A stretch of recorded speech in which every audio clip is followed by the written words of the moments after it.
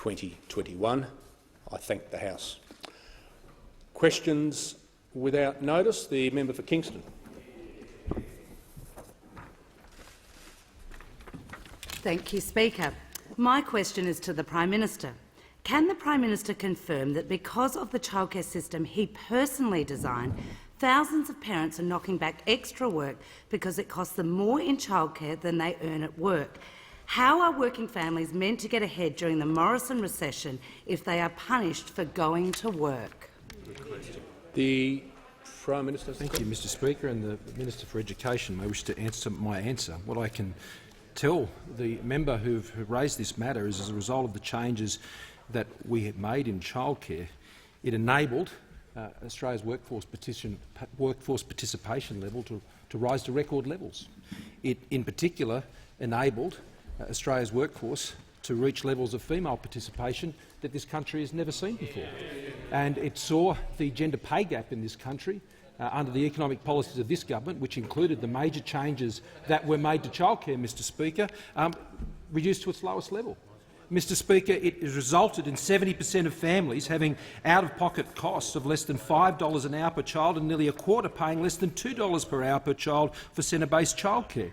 Mr Speaker, it has resulted in families during a period of all-time high, as I said, workforce participation for women, but also that it results in $9 billion being spent each and every year to support the childcare needs of Australian families. The childcare package, Mr Speaker, that this government has pursued, while those opposite couldn't struggle to put a policy together at any election, Mr Speaker, over the last years that we have contested them while they have been in opposition. They ran a policy which had the end of the double drop, Mr Speaker. I remember that. They went through myriad different positions that never arrived anywhere. And, Mr Speaker, while the government got on with the job of ensuring that childcare was more accessible, particularly to those on low incomes, we were the ones who introduced the 85% rebate that abolished the cap, Mr Speaker, on payments and rebates that were received right across the board. And we made it fairer, Mr Speaker, by targeting it to those on low and middle income families, not those on higher incomes, Mr Speaker. It wasn't our policy to introduce free childcare right across the board. It was our policy to ensure that this support was targeted to those who needed it most so we could get them into the workforce. And, Mr Speaker, they went into the workforce.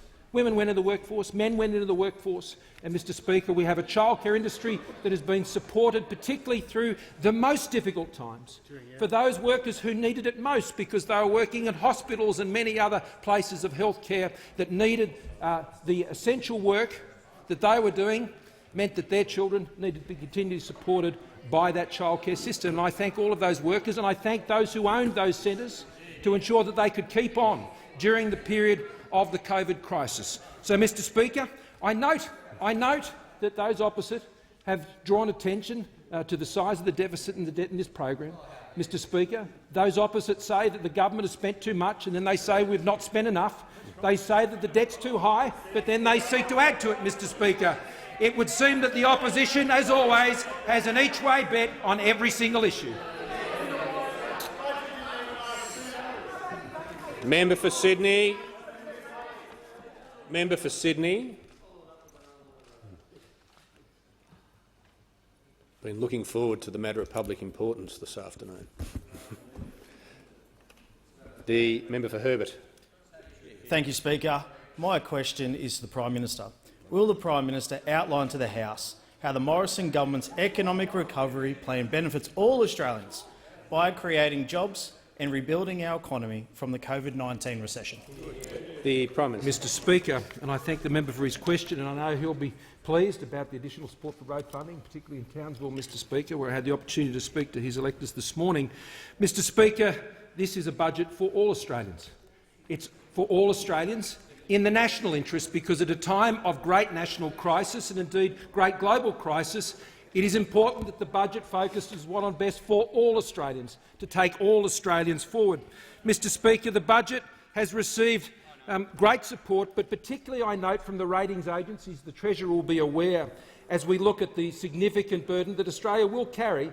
But as they have noted, Mr Speaker, and I refer to the Fitch rating agency, has said, in our view, Australia came into the coronavirus shock with fiscal space to counter the effects of the pandemic in the near term. Well, I know how that was created, Mr Speaker. 6 years of hard work getting the budget back into balance from the fiscal nightmare that was left to us by those opposite, Mr Speaker.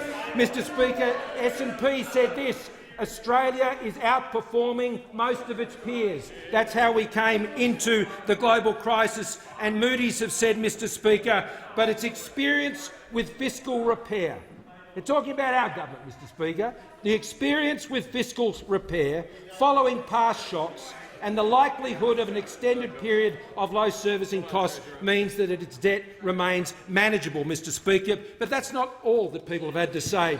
Mr Speaker, the head of COSBOA, Peter Strong, has said this: this is the budget we needed to have. That's from the head of small business, Mr Speaker. Master builders have said this: the budget is going to support the country to build its way out of recession. Infrastructure Partnership says the Commonwealth has responded decisively to the COVID-19 crisis. Fiona Simpson, the head of the National Farmers Federation, has said it helps farmers kick-start our nation's recovery, Mr Speaker. The Minerals Council, the member will be pleased to know, says that boost investment and jobs without increasing taxes to support the industry's contribution to the national regional recovery. But, Mr Speaker, it was Pat McGorry, the head of Origin, has said this, Mr Speaker: the budget signals the commitment to putting young people at the centre of its plan, will assist the most vulnerable young people with mental illness in more locations. It recognises the government's commitment to ensuring Australians have improved access to much-needed mental health care during this challenging time. Mr Speaker, the Ovarian Cancer Council has equally welcomed the budget, Medicines Australia and so many others in the Australian Medical Association. Mr Speaker, this is a budget for all Australians. It's a budget that brings Australians together. We came here to build Australia, Mr Speaker, not pick fights. The member for Kingston. Thank you, Speaker. My question is to the Prime Minister.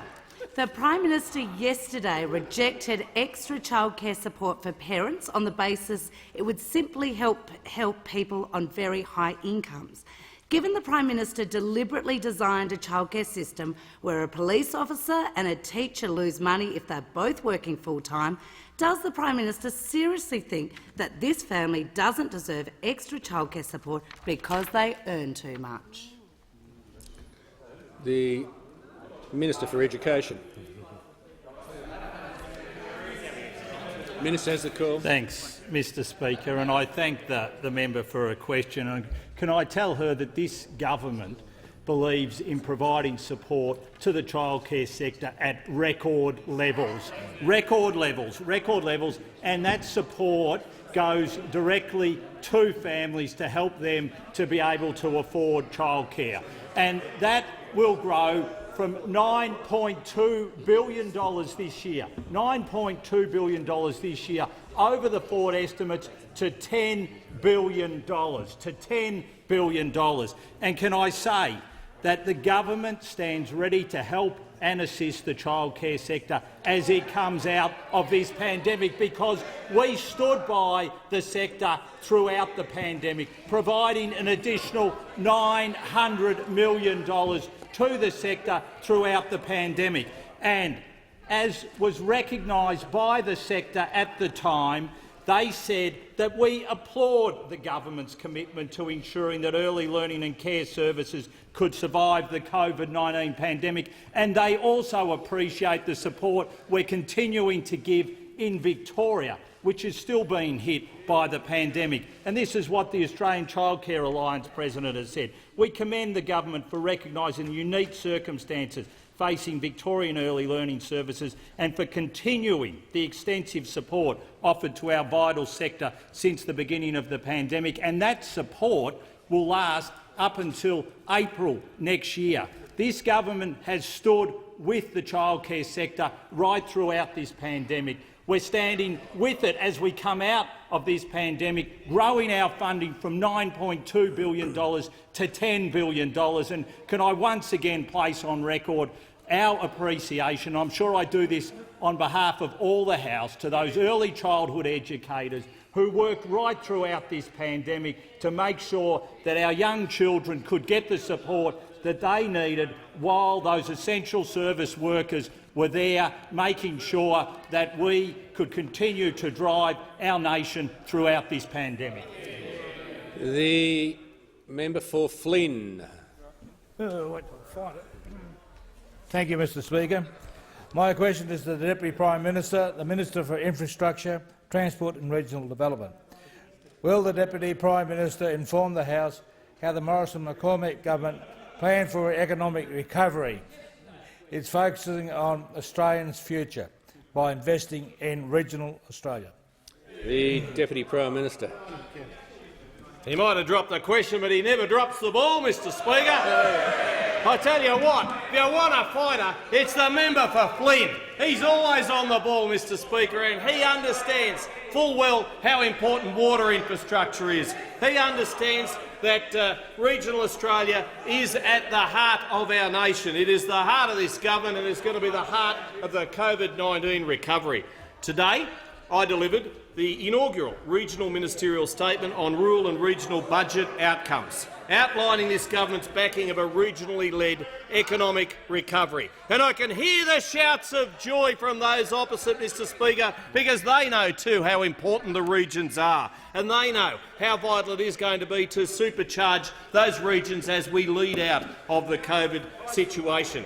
It is writ large, the recovery in our infrastructure investment, agricultural investment and various regional development measures designed to boost, promote and build our resilient regional communities. And when the Treasurer stood at this point on Tuesday night, he delivered a budget for infrastructure, for jobs and for the regions.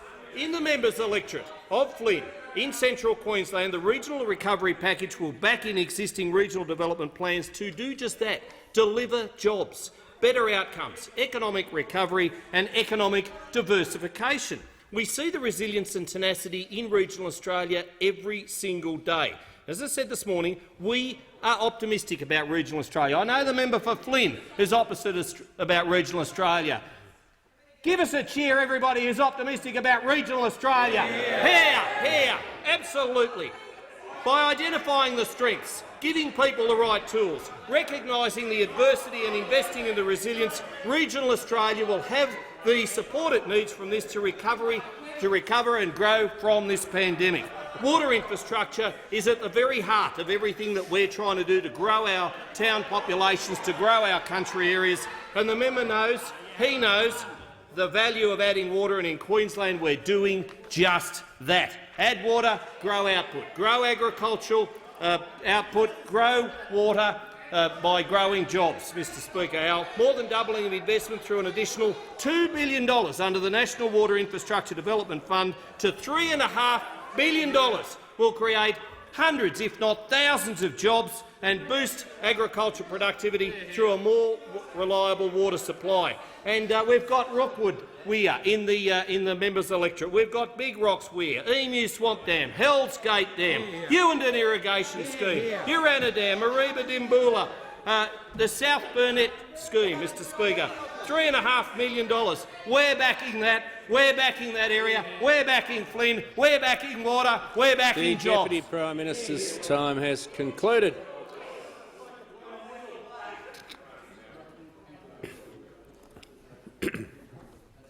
The Leader of the Opposition. Thanks, Mr Speaker. My question is addressed to the Prime Minister. The Prime Minister says, I quote, "The reforms we put into childcare had their desired effect," end quote. The budget had nothing additional for childcare. Why is this Prime Minister punishing parents for working an extra hour or an extra day when they're just trying to get ahead during the Morrison recession? The Prime Minister. Thank you, Mr Speaker.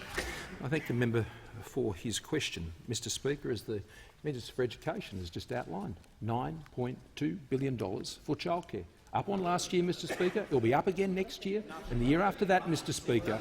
Childcare will continue to be provided and supported by this government, particularly for low to middle income families for whom it has been a game changer. Now, we know that Under Labor, childcare fees actually increased by 53% when they were government, Mr Speaker. 53%, Mr Speaker.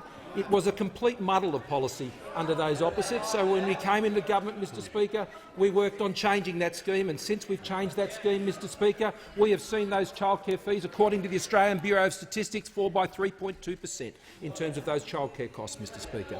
As a result of those changes we put in place, Mr Speaker, we saw workforce participation increase for men and for women in particular to record levels as a result of the changes that we put in place. Now, Mr Speaker, I notice those opposite are saying here today, that the debt is too high, the deficit is too big. That's what they're saying. But they're also saying that the debt should be greater and we should spend more. So tonight the Leader of the Opposition has an opportunity. If he wishes to spend more, Mr Speaker, then he needs to say what in the budget he wants to spend less on. The Prime Minister will resume his seat. The Manager of Opposition on a point of order. On direct relevance, the government said nothing about childcare on Tuesday. He can say it to be relevant to this question now. No, that was a comment as well as a point of order, and I'll take it as a point of order on relevance. The Prime Minister has the call. Mr Speaker, the Leader of the Opposition tonight, if he wishes to spend more on something, because he says the budget deficit is too big, he says the debt is too great, if he wishes to spend more, then he needs to say, Mr Speaker, what he's going to cut. Mr Speaker, he needs to say what he needs to cut, which roads, which dams, which hospitals, which schools, Mr Speaker. The Leader of the Opposition has an each-way bet on everything, Mr Speaker. He'd go for a win and a place in a two-horse race, Mr Speaker. That's what this Leader of the Opposition is about. He is the biggest each-way operator that we've seen come in this place, Mr Speaker. He's for everything and he's against everything at exactly the same time, Mr Speaker. I've got a tip for the Leader of the Opposition. If you're a person of conviction, you need to be consistent in what you're for and consistent in what you're against, Mr Speaker. You can't be for both at the same time. Mr Speaker, when this Leader of the Opposition sat in that chair, Mr Speaker, he became an each-way bet on everything, which means he can't be counted on for anything.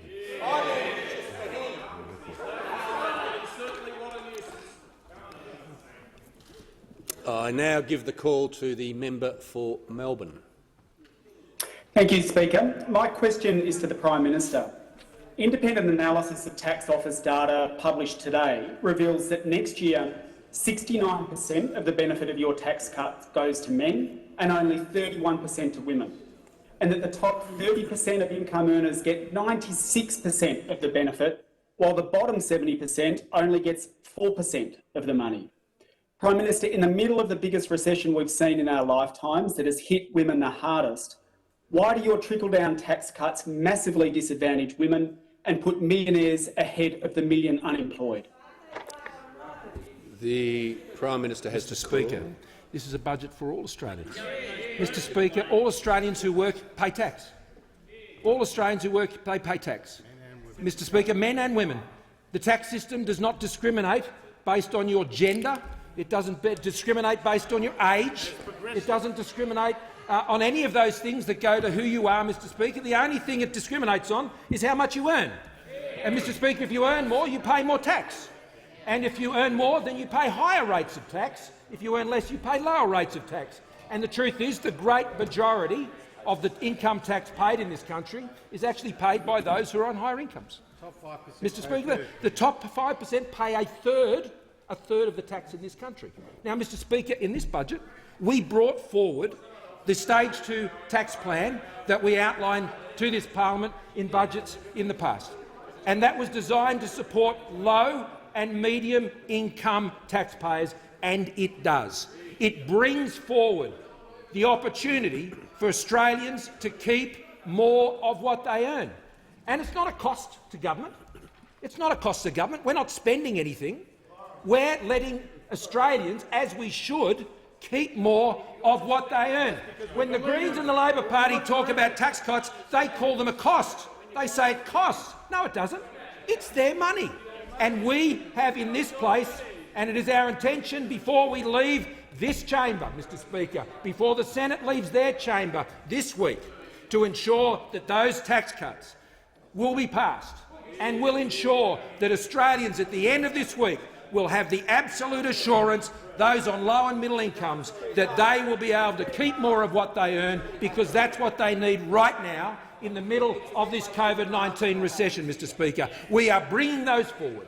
We are bringing those tax cuts forward to ensure Australians have the help they need right here, right now, Mr Speaker, and that's what we call on this parliament to support before they leave this place. The member for Bass. Thank you, Mr Speaker. My question is to the Treasurer. Will the Treasurer outline to the House how the Morrison government's economic recovery plan, as outlined in this week's budget, will create jobs for all Australians, which will be of critical importance as we come out the other side of the COVID-19 recession? The Treasurer.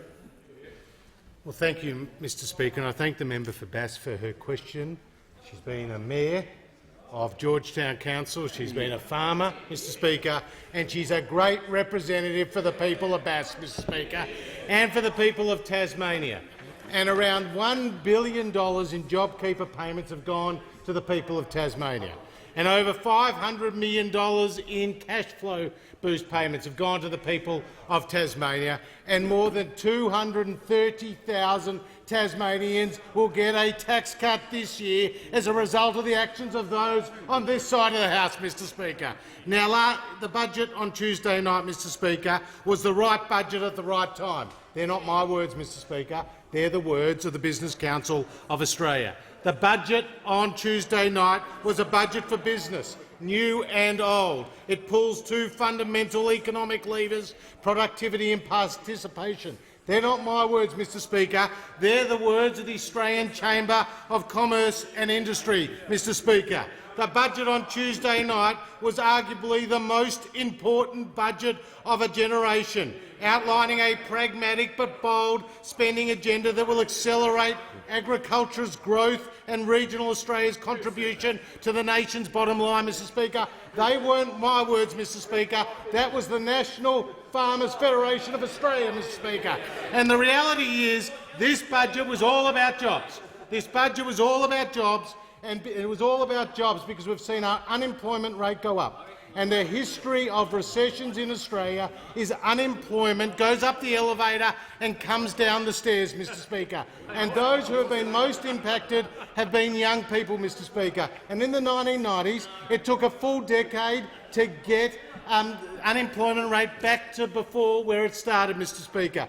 But it took 15 years in the 1990s to get the unemployment rate for younger people back to from where it started. And that's why this side of the House supports a JobMaker hiring credit, Mr Speaker, for those who are aged 16 to 35, which will support, according to Treasury, around 450,000 jobs. That's why the people on this side of the House, Mr Speaker, have supported $4 billion in support for apprentices, Mr Speaker. 180,000 apprentices protecting their jobs and including incentives to get another 100,000 apprentices into jobs, Mr Speaker, with $1.2 billion of support. That's why the people on this side of the House, Mr Speaker, support our job trainer program, helping to create 340,000 places for training. Mr Speaker, we on this side of the House are in favour of jobs, and this budget on Tuesday night will deliver just that.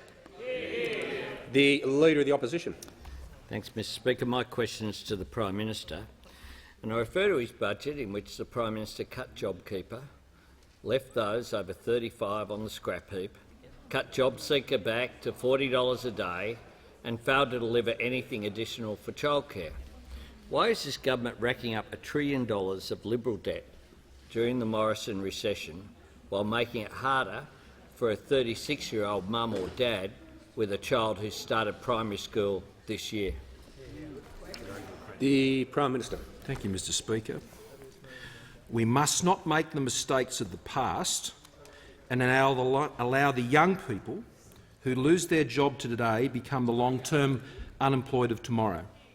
In a global recession, young people always feature heavily in the ranks of retrenched and laid-off workers. The compact is to ensure that young Australians who lose their job in this recession are trained to be the tradespeople and professionals of the recovery. Mr Speaker, that was Julia Gillard in April of 2009. Mr Speaker, members back on both sides, in the early 90s, there was a program called Job Start, which was introduced following the Keating recession, Mr Speaker. The Keating recession, Mr Speaker, not a recession produced by a global pandemic today, Mr Speaker. This recession has been produced by the global pandemic. Australians know that. Those opposite, Mr Speaker, the Leader of the Opposition seems to be the only person in the country who doesn't know there's been a global pandemic.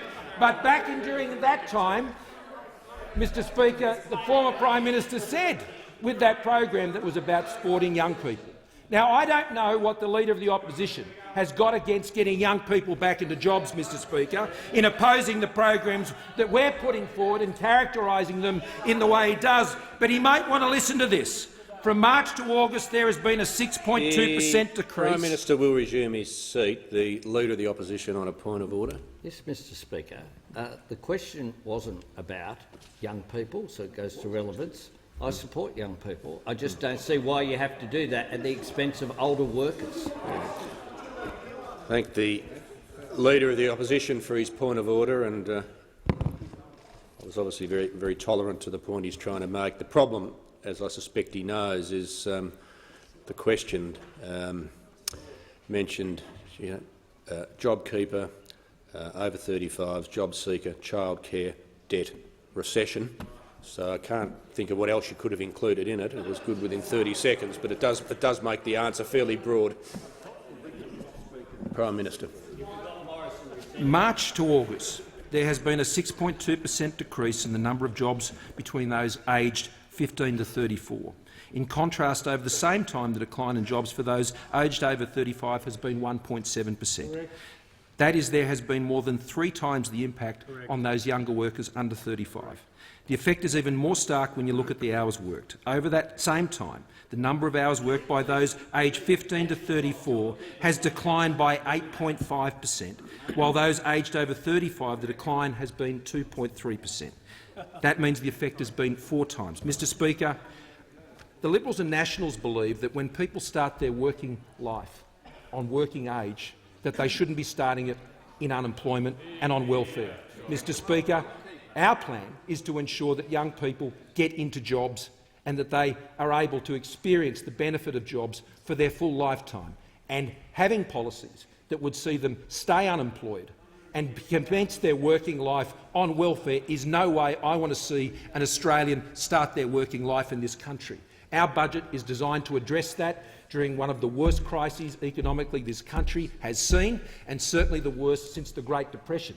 We make no apology, Mr Speaker, for wanting to see young people in work, and our budget looks to get those young people back into work and back them each and every other day. That was a principle understood by Julia Gillard. It was a principle understood by this government. Call the member for Fairfax.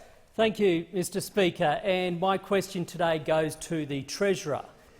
Will the Treasurer outline to the House how the Morrison government's economic recovery plan is providing greater incentives to make it easier for businesses, to increase their investment and also to generate more jobs?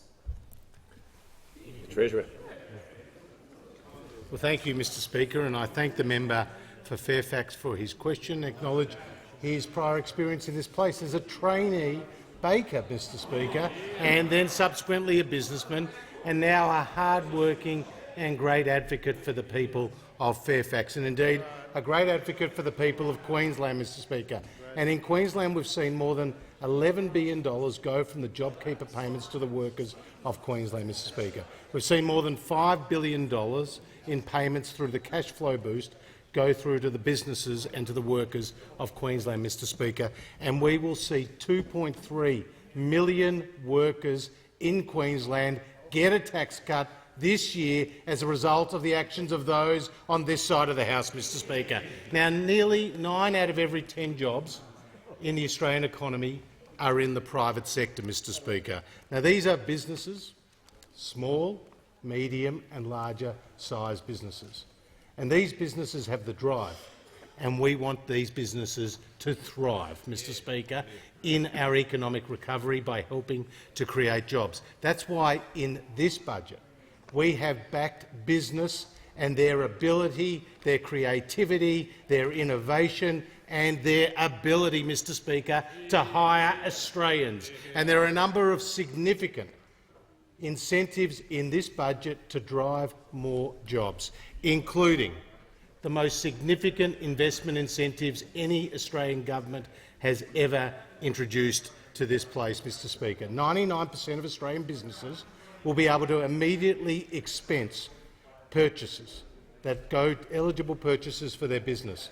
And a business will be eligible if they have a turnover of up to $5 billion, and this will be available up to June 2022, Mr Speaker. This will drive productivity and this will drive jobs across the nation. It will be a game changer in terms of the investment that will help create.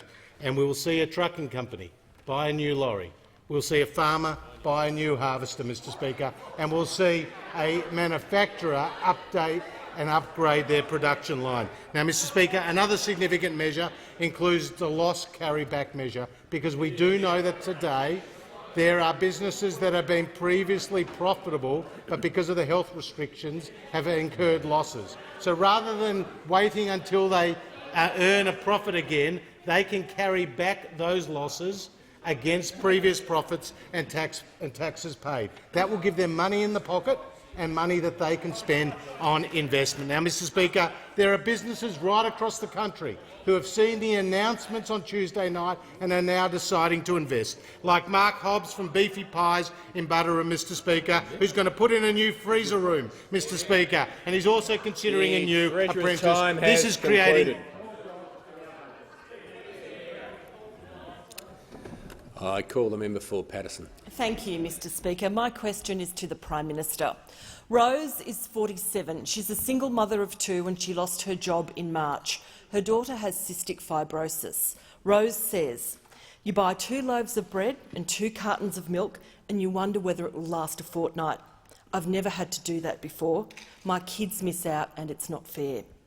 Why has the Prime Minister racked up $1 trillion worth of Liberal debt but left women like Rose behind? The Prime Minister has the call. Thank you, Mr Speaker. I thank the member for her question. And the Minister representing the Minister for Social Services may wish to add to this answer. But, Mr Speaker, the reason that the government has taken on the cost that we have in this budget is because we have responded to the biggest global recession and global pandemic that this globe has seen for a century, in terms of the recession, the worst since the Great Depression. And our response to that was to double the social security safety net, double it.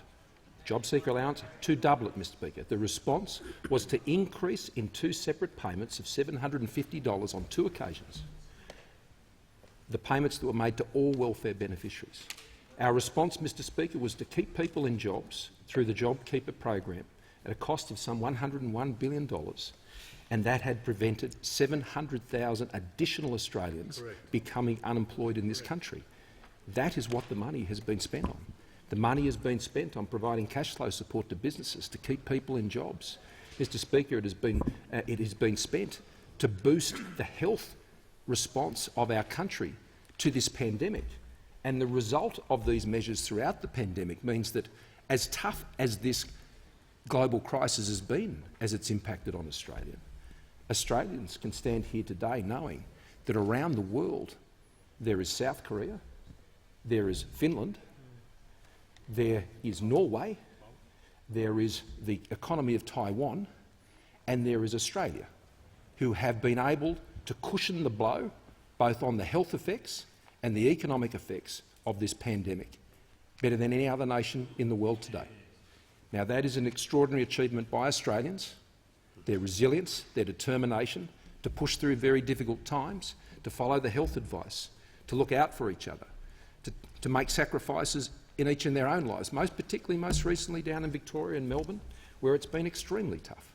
But, Mr Speaker, what this government has done right from the outset, because we came into this from a position of strength, is seek to provide every support we possibly could. And we've done it in a way that has outperformed most of the countries in the world today. So while it might be tough in Australia, and we know that, I'm sure all Australians would rather be here, Mr Speaker, than anywhere else in the world today. The member for Nichols. Thank you very much, Mr Speaker. My question is to the Minister for Agriculture, Drought and Emergency Management. Will the Minister outline how the Morrison-McCormack government's Ag 2030 plan will support the farm sector's $100 billion per year agriculture industry, create jobs and secure Australia's future as we come out the other side of the 2019 recession? The Minister for Agriculture, Drought and Emergency Management. Well, thank you, Mr Speaker, and I thank the member for Nichols for his question. And, Mr Speaker, despite the fact that agriculture in Australia over the last 18 months has endured a flood up in north-west Queensland where over 500,000 head of cattle were lost in a matter of days. We've had an ongoing drought that some parts of the nation are recovering from. We had devastating fires, and then COVID has hit. Agriculture has still grown.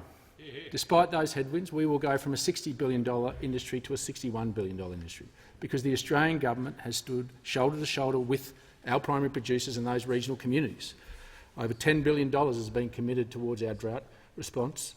Fires response has been in excess of $2 billion, $3.3 billion with respect to the floods. And with COVID, we announced more measures over the budget with respect to more freight subsidy for our exports to get out and around the world to make sure we continue to be a reliable export partner to those trading partners. We've also made sure that we're freeing up and incentivising young Australians to go out and see their country and also work. But the budget wasn't just about immediate priorities, it's about the future and about supporting agriculture's ambitious vision of having a $100 billion industry by 2030. And we announced, as part of that, our 2030 Ag Plan. And it's under 7 key elements, and one of them is particularly around exports. We're a nation of 25 million people. We produce enough food for 75. $328 million in modernising our export platform, making sure that working with those key industries to make real difference around quality assurance, giving them the regulatory guideposts that they need to protect our brand and Brand Australia. And in fact, the CEO of Australian Meat and Industry Council said, "The federal budget strongly invests in a contemporary, forward-leaning export and business framework, not just for now but well into the future, that is fleet-footed enough to change as quickly as global events demand. Australian meat exports have long been considered world best class. These budget measures will propel that reputation into the future." But we're also protecting the image around biosecurity, $873 million being invested in protecting our clean green image, as well as technology to make sure that we can do a more efficient job. We're investing in farmer stewardship, making sure we reward them for the stewardship of their land and their environmental custodianship of our environment. We want fairer markets, making sure that farmers are understood where the market chains, priorities and pressures are. We're investing in infrastructure, $3.5 billion in water infrastructure, over $1.5 billion in roads. We're also looking at innovation, creating a new pillar of agriculture, innovation, research and development, bringing our young people home through education investments, reducing courses by 62%, and then investing in our people. I'm proud to say that the Department of Agriculture now has hit its target of having over 50% of female board representation, investing in our people to make sure Australian agriculture hits $100 billion by 2030. The member for Barton. My question is to the Prime Minister. By Christmas, 160,000 Australians will join the 1 million already unemployed, and JobSeeker will be cut to just $40 a day. Why is this government racking up $1 trillion of Liberal debt during the Morrison recession, while making it harder for families to put food on the table and presents under the Christmas tree?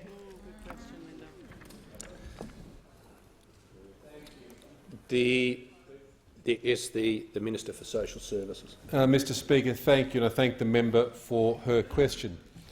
Just so the House is aware, as at the 25th of September, 648,621 women are receiving JobSeeker payments, 751,237 males, and then there's a number over 100,000 who are on payment but not receiving anything because of the income or asset threshold. At present, The decision of government is for the coronavirus supplement to be set at $250, and that will be reviewed as we come closer to Christmas. But it's important the House also understands that that payment itself is not the single payment that people receive. For everyone who receives job seeker payment, their eligibility for some other form of assistance is also available. So on top of the existing job seeker rate, the $250 corona subsidy, the rent assistance up to $185 a fortnight for families with 3 or more children, $164 if it's 1 or 2, family tax benefit Part A per child, up to $246 a fortnight for children aged 13 to 19. Of course, there's family tax benefit Part B per family, up to $161 a fortnight for children under 5 years. Pharmaceutical benefit, of course, for $6.20 a fortnight. There's telephone allowance, energy supplements. 99.9% of all people who are receiving a safety net are also eligible for another payment.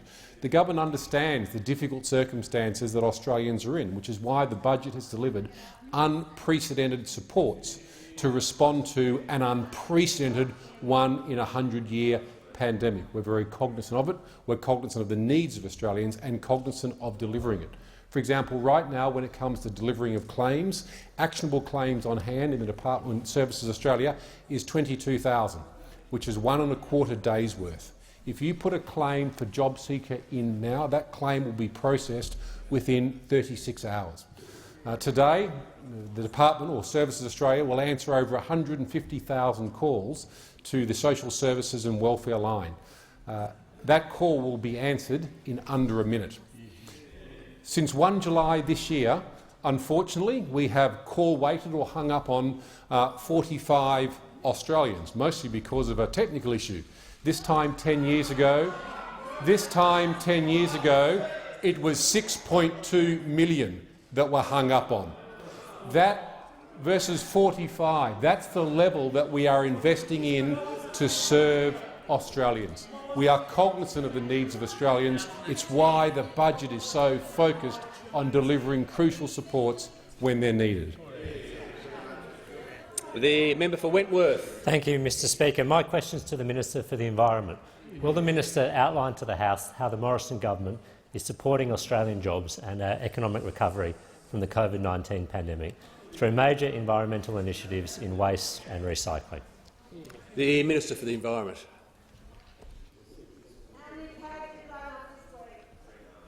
Thank you very much, Mr Speaker. Can I thank the member for Wentworth for his question and congratulate him for his outstanding leadership in his local community. Mr Speaker, Australians want to be confident that when they put their recycling bin out on the curb, everything will be collected and recycled, not sent to landfill, not shipped overseas. As the Prime Minister said, it's our waste, it's our responsibility. The Morrison government is driving a $1 billion transformation of Australia's waste and recycling capacity by building onshore demand for recycled content. This will not only divert over 10 million tonnes of resource from landfill, it will create more than 10,000 jobs through the largest renewal of the waste and industry recycling capability in our history. It's another example of how the Morrison government's plan for economic recovery is creating jobs, driving investment and achieving excellent environmental and social outcomes. Now, industry and communities have supported the waste to export ban, and in fact they're stepping up and they're making their own investments, such as the Pact Cleanaway and Asahi investment in my hometown of Albury. They're investing in a new facility that will reprocess plastic, creating local regional jobs. We've backed in the waste export ban with the most significant package of policies on waste and recycling, including our Recycling Modernisation Fund, which will leverage $600 million of new investment in new infrastructure. For example, in Tasmania, we're partnering with the government to prioritise projects that improve sorting technology at local recycling centres and develop more plastic reprocessing capacity, getting those clean streams of waste that really are valuable in a remanufacturing process. Mr Speaker, consumers will soon see an end to one of our biggest recycling challenges after the country's two largest domestic battery suppliers committed to take part in end-of-life recycling for batteries. They're hazardous and they cause fires. And I really want to thank my Assistant Minister, the member for Brisbane, for his incredibly effective work in this space. Recycling is playing an important part in our recovery, led by the Deputy Prime Minister and the Minister for Population and Cities. Last week I stood on the soon-to-be east-west runway at the new Western Sydney Airport. 4.5 million tonnes of sandstone extracted from the WestConnex tunnelling is being used as substrate beneath runways, taxiways and roads. Two major projects funded by the Morrison government, showcasing recycling in action. I'm delighted that the Minister for Industry's Modern Manufacturing Initiative contains an initiative about recycling. As the Minister says, it's about Australia playing to its strengths and the government strategically investing in areas of manufacturing where we know we have an edge and we know we can get the jobs we need. The member for Blair. Thank you, Mr Speaker. My question is to the Prime Minister. Australians over the age of 50 who have lost their jobs may spend the rest of their working lives unemployed. They've been locked out of the government's hiring credit announcement, and by Christmas their job seeker payment will be cut to $40 a day. Why is this government racking up $1 trillion of Liberal debt while punishing older workers who've lost their jobs? Prime Minister. I thank the member for the question, but I have to ask him why hasn't he got the faintest idea what he's talking about, Mr Speaker? He seems to be completely oblivious to the fact, Mr Speaker, that it was our government that have and started the Restart Wage Subsidy Package, a $10,000 Restart Wage Subsidy Package, which continues to this day, continues to be funded, Mr Speaker, which helps eligible job seekers who are aged over 50 and have been on income support for 6 months. Mr Speaker, they get a $10,000 wage subsidy if you're over 50 to get back into work. It's called the Restart Wage Subsidy, Mr Speaker, and it's ensured that 50,000 people have been able to get back into work under that wage subsidy, Mr Speaker. There are currently, Mr Speaker, 3,000 just under people who are in employment specifically right now under that wage subsidy. It's helped 50,000 people over the age of 50 to get back into work. Mr Speaker, we continue to support those of all ages to get back into work.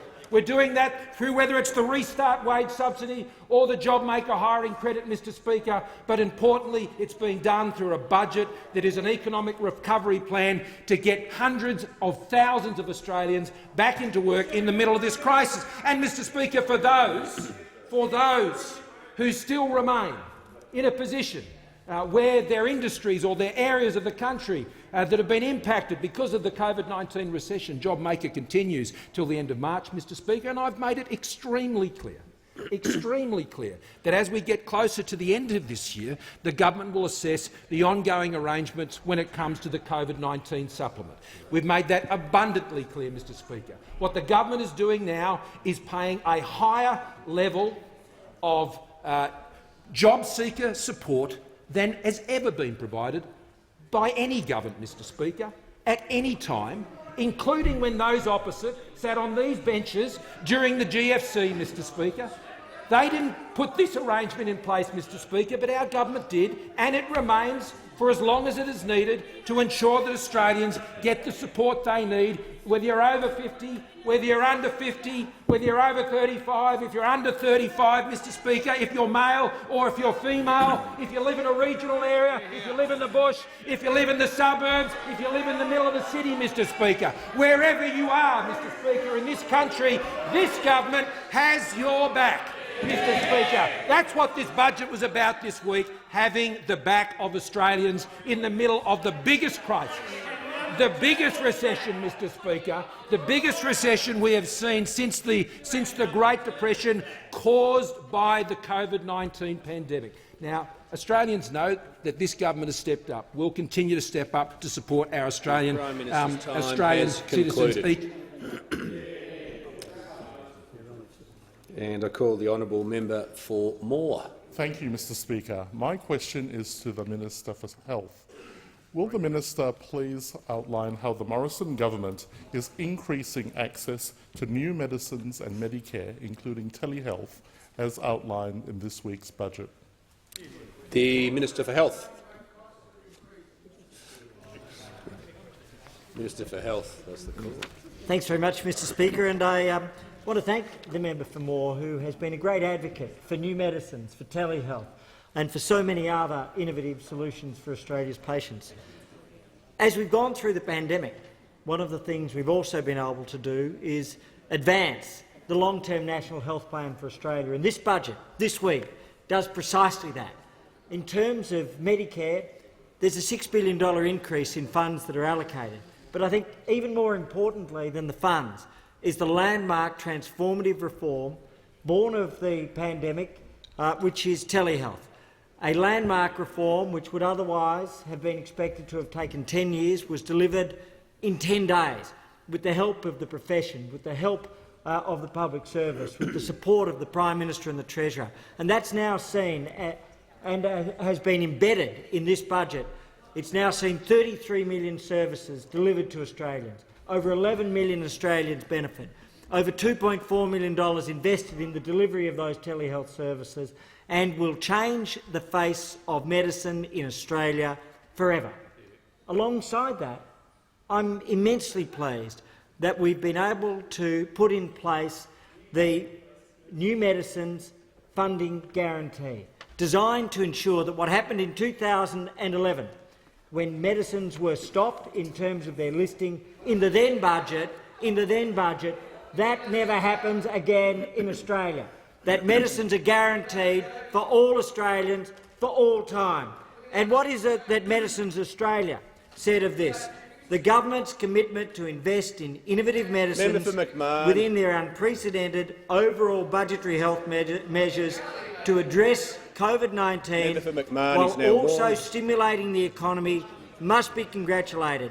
Maintaining an innovation focus that supports Australia's health is a fundamental strategy to our recovery, and we have backed that with the listing of new medicines such as Avastin and Tecentriq for cellular carcinoma, which is a primary liver cancer.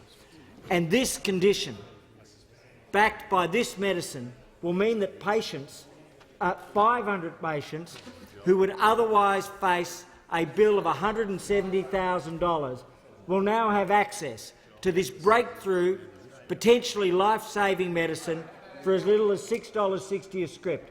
That is about saving lives. That's about protecting lives. That's about investing in medicines and Medicare and all of the life-saving and life-protecting measures that are such a part of the long-term National Health Plan. It backs what we've done through COVID, but it backs Australians, and it says to them, we've got their back. The member for Sydney. Thank you, Mr Speaker. My question is to the Prime Minister. In Tuesday's budget, funding for an anti-sexual assault and anti-domestic violence program for young Australians, Respect Matters, was halved. Why is the government racking up $1 trillion of Liberal debt while cutting critical programs like this? The Prime Minister has the call. Thank you, Mr Speaker. Well, Mr Speaker, the $340 million Fourth National Action Plan for Violence Against Women, Mr Speaker, has been a critical initiative that has enjoyed bipartisan support, and the funding profiles that are set out for that $340 million package and all the other measures have enjoyed bipartisan support, Mr Speaker, and what is set out in the budget is consistent with what that package has been, Mr Speaker. And when the Leader of the Opposition, thankfully and rightly, and we appreciate that, as was done by the previous Leader of the Opposition, this was an initiative, the National Action Plan that began under the previous government, and we supported it there, and they continue to support it now when they're in opposition, as should be the case. And in this budget, Mr Speaker, not only have we moved on the Women's Economic Security Statement, but we have also continued to provide the important support for particularly women that are faced with suffering from domestic violence. And most recently, Mr Speaker, $58 million in the Safe Places Emergency Accommodation Program. 40 projects recently announced, Mr Speaker. The Prime Minister will resume his seat. The Member for Sydney on a point of order. Thank you, Mr Speaker. On relevance, these are very important programs. They do enjoy bipartisan support, but I'm asking about Respect Matters. The Prime Minister has the call. Mr Speaker, I make reference to that in the context of the broader package of which it's funded and receives support from both sides of this House, Mr Speaker. $82.2 million is in this budget, Mr Speaker, to improve and build on the frontline services to keep women and children safe. I was just mentioning now the $58.74 million for those safe place emergency accommodation programs, Mr Speaker, 34 organisations in remote regional and metropolitan areas of this country. 40 projects that are providing 700 safe places to 6,000 people per year, Mr Speaker.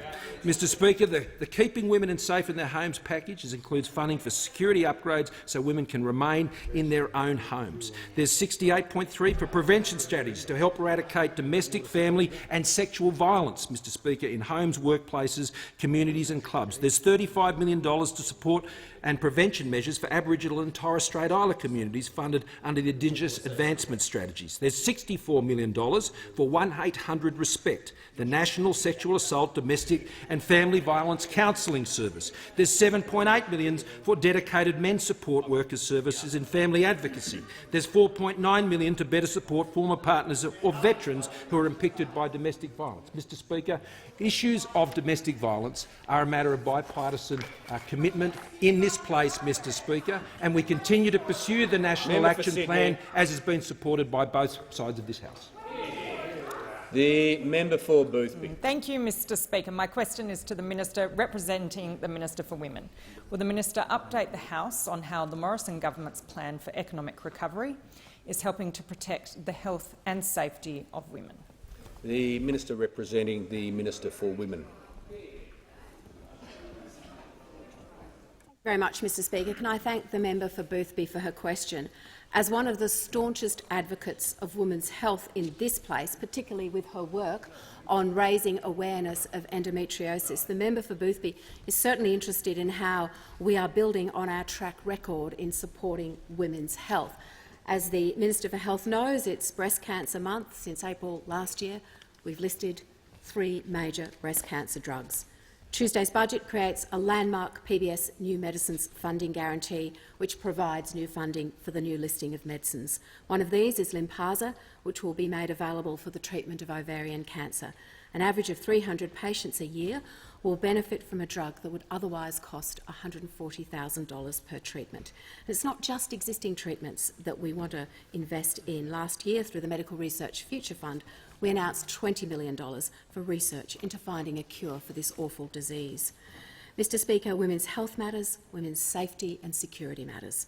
Since 2013, the Commonwealth has committed more than $1 billion to reduce violence against women and their children, actions which can never be excused nor justified. Research from the Australian Institute of Criminology indicates that the COVID pandemic coincided with the onset or escalation of violence and abuse for many women. Home is not always a safe place to be. For those who need it, help is available now. Very early in the pandemic, the government committed $150 million for the COVID domestic and family violence support package, including $130 million to state and territory governments, all of which received the full allocation of funding.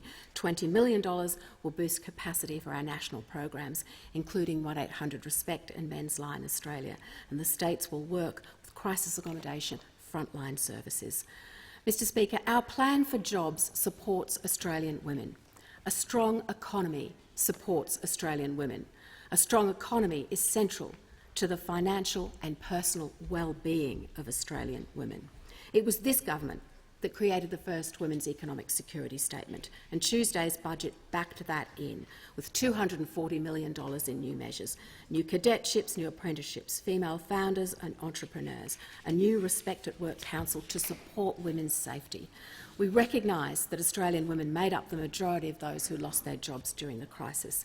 These jobs have started to come back, 60% filled since May by women. Before the pandemic, women's workforce participation had reached record highs and the gender pay gap was a record low. We're determined to get back to those levels. It's encouraging progress. We know we have a long way to go, but we're up for the task and committed to seeing it through, because we know that women's economic security is a crucial part of Australia's overarching economic recovery. And I'm going to call the member for Lingiari. Thank you, Mr Speaker. My question is to the Prime Minister. Prime Minister, Labor welcomed the funding in the budget for Clontarf, a great educational program for boys. Programs like these change lives, as you know. So why didn't the government provide similar support in the budget for equally important and successful programs for Indigenous girls, despite racking up $1 trillion in Liberal debt?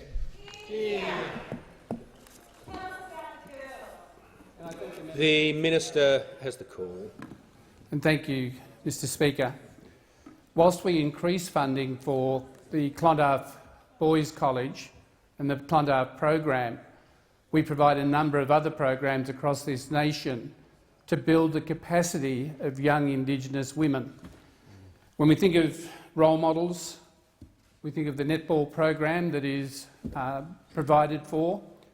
We have other, yes, there is a netball program to build the capacity of young people. But we also provide a program in which we look at leadership across a range of opportunities to develop the capacity of women. Our women in our community are our strength. By providing... We fund those, member for Sydney. We fund a number of programs right across the nation. They're not just one major program. We fund according to a region or a specific need. I can provide you with a much more detailed briefing on some of the programs that exist in places like Roebourne that are designed to protect young women, designed to build their capability. And women play a significant role in those pathways through high school, and the funding is significant. We have not lost sight of the need, but the Clontarf program commenced in order to deal with school attendance and suicide rates, and giving young men an opportunity to find a place in which they were comfortable, engaging and work through opportunities into league football. But our women's programs are now focusing on the same opportunity and intent, and we are not going to have one prevail over the other.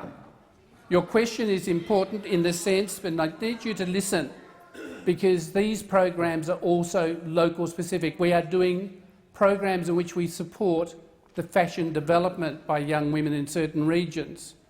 And what they do is they design their own fashions, sell them, and make a statement about the importance of their capability to be designers. They have shown what they've done in Japan, through the UAE and through Europe, and they will continue to do that. And I look at the work that June Oscar has done, the Commissioner, who is growing the capacity for our women to have voices across a range of opportunities. We should not just have it as a particular program, but schools also focus on the needs of our women, and schools I go into are supporting young Indigenous women to be strong and capable. I sat with one group... Minister's time. Thank you, Mr Speaker. The member for Lindsay. Thank you, Mr Speaker. My question is for the Minister for Veterans Affairs and Minister for Defence Personnel. Will the Minister please outline to the House how the Morrison government's budget commits to supporting the well-being of our veterans and their families? The Minister for Veterans Affairs and Defence Personnel. Well, thank you, Mr Speaker. I do thank the member for Lindsay for her question and her interest in the more than 1,200 veterans who actually live in her own electorate. And the importance of the Australian Defence Force, Mr Speaker, was clearly illustrated on the home front, I think, over the past 12 months. We've seen with Operation Bushfire Assist and Operation COVID-19 more than 15,000 ADF personnel deployed on a range of tasks to assist our civilian agencies. And I think it's actually given Australians a great deal of comfort, Mr Speaker, to see our Navy, our Army, our Air Force personnel helping out on the ground, in the air, at sea, with activities like the mass evacuation of people from the bushfire-impacted communities, the holidaymakers and locals who evacuated last summer during the bushfires. And so I say, Mr Speaker, to all the men and women in uniform who wear that uniform with such great pride on behalf of the Parliament, thank you for your service to our nation.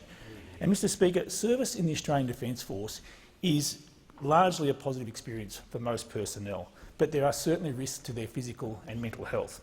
And it's critical that our budget, the federal budget, supports the well-being of serving personnel when they make that transition to civilian life. And this week, the Treasurer announced $340 million in new measures as part of an $11.7 billion annual allocation to the Department of Veterans Affairs to support more than 300,000 veterans and their families. And among the highlights this year was $23.7 million to establish a joint transition authority and a range of other measures to support veterans as they make that step into civilian life, into employment, or perhaps to start their own business. And I do take the opportunity, Mr Speaker, to send a message, a simple message, to corporate Australia. Hiring a veteran is good for your business. They have resilience, they have teamwork, they have leadership skills, they have problem-solving skills. Hiring a veteran is good for your business. Mr Speaker, we believe in a partnership approach to the issue of supporting our veterans, and we're working with the Department of Veterans Affairs and, of course, ex-service organisations, and aiming to continually improve our performance in that regard. We recognise that there's always more to be done in this area, but we're confident that we are on the right track. And I think the approach that we are taking has been well received by the veteran community, and certainly this week by the RSL National President Greg Mellick, who released a statement after the budget. I'd like to quote from Mr Speaker. The broadening of the Prime Minister's Veterans Employment Program and the additional resources being provided to the Department of Veterans Affairs, as well as the range of Medicare enhancements, will all be of benefit. Australia's veterans and their families have provided great service to our nation, but often this comes at significant mental and other costs. So it's important the appropriate assistance and support is provided. The latest budget initiatives recognise this, and the RSL welcomes them. Mr Speaker, also from the 2010 Australian of the Year, Professor Pat McGorry from Oregon, who wrote, Oregon welcomes the Australian Government's budget announcements regarding increased support for veterans. So finally, Mr Speaker, can I say to any veteran who is listening today who is struggling at the moment in these very challenging times, you are not alone. Help is available. Stay in contact with your mates, and if you do need some help, reach out to Open Arms on 1800 011 046. I thank the House. The member for Barton. Mr Speaker, my question is to the Prime Minister. Women over 55 are the fastest growing group of homeless Australians. Why has the government racked up $1 trillion of Liberal debt during the Morrison recession but done nothing in this budget to help older women without a permanent home? The Prime Minister. Thank you, Mr Speaker. Under this government, we took the National Partnership on Homelessness, which began under the member for Sydney. I recall I was the Shadow Minister for Housing at the time, and I remember welcoming it and supporting it and commending the minister at the time. That program ran as a year-on-year program. It wasn't a national agreement that was a permanent arrangement. It was an outstanding program, and when we came to government, we supported it fully, and we increased it, and we made it permanent. That is now a permanent feature on homelessness, Mr Speaker, that we continue to run in partnership with the states and territories. And when I was actually Social Services Minister, Mr Speaker, we made national priorities in that program that actually focused on women, to ensure that the funding we had in the homelessness agreement actually focused on women, particularly those affected by domestic violence, and I've already referred to some other initiatives today that address that issue, but also to young people. That's true. We're all concerned, I have no doubt, about the plight of homeless young people as much as we are about any other person who's homeless in this country. It was also under our government, and indeed while I was Treasurer, we established the National Housing Finance and Investment Corporation. Mr Speaker, that was an initiative that was done again together as part of a partnership with the states and territories. And the purpose of that was to establish funds that could support particularly community housing organisations that could provide affordable housing and other types of housing support in local communities. In this budget, we increase the amount that corporation can provide to assist those projects from $1 billion to $3 billion, Mr Speaker. It is an important initiative. I think we all agree that it's important. Sorry, from 2 to to 3, $2 billion to $3 billion. Now, Mr Speaker, I think we all agree that we want to ensure that Australians, whether they don't sleep rough, or that, particularly if they're in most vulnerable of situations involving domestic violence, or if they find themselves couch surfing on suburban couches amongst friends because they can't go home, and there is a home, but they know they can't come back, that we provide the support we do. And we do it in partnership with the states and territories. And we do, as a federal government, what we believe is the appropriate role for the federal government in providing, whether it's that direct community-based program through the homelessness agreement set up originally by the member for Sydney, or the credit initiatives that support local community-based housing organisations across the country. And I note, Mr Speaker, the calls that have been made that there should have been a package in this budget for building social housing. Mr Speaker, that is a responsibility of the state and territory governments.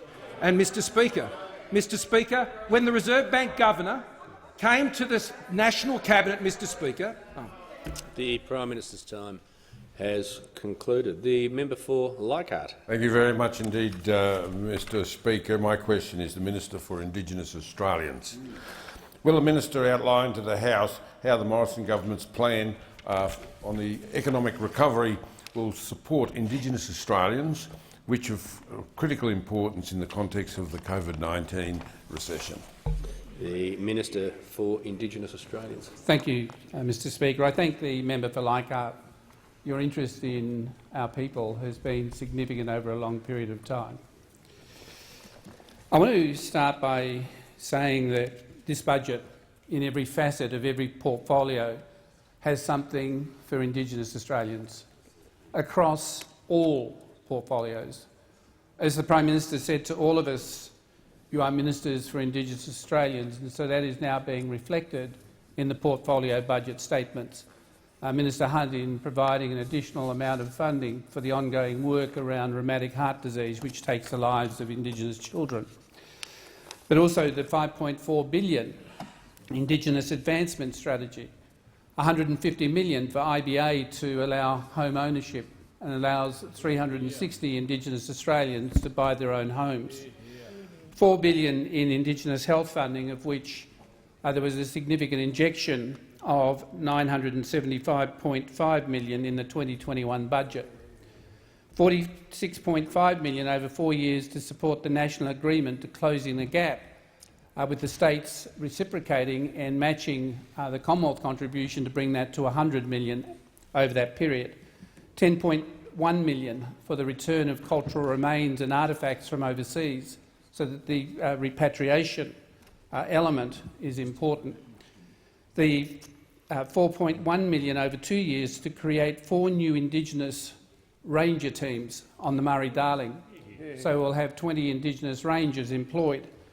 $27 million in my colleague's portfolio of the arts for Indigenous arts to allow their work to continue to grow. But further is the tax relief, the funding that will come back into the pockets of Indigenous Australians because of the tax cuts, the wage subsidies for young workers. We're looking at the opportunities within the apprenticeship schemes to have the outcomes that see young people enter into apprenticeships and play their part in the economic recovery of Australia. The other is Aboriginal businesses with the enhanced asset write-off will enable them to expand. But even during the COVID period, we provided $19.8 million for a very specific target around supporting our tourism and our tourism expansion. In addition to that was $123 million, of which 50 was provided to support and sustain Indigenous businesses to be there at the end of the period and be a part of the recovery of our economy. And in addition, funding of $10 million to the land councils for homeland movement and to provide support, and a number of other measures. This budget does capture across all portfolios opportunities for Indigenous Australians. Thank you, Mr Speaker. The Prime Minister. I ask that the further questions be placed on the notice paper, Mr Speaker, and it seems that's the only way the Shadow Treasurer is ever going to get a question in this place in Budget Week. The Leader of the House with papers. Thank you, Mr Speaker.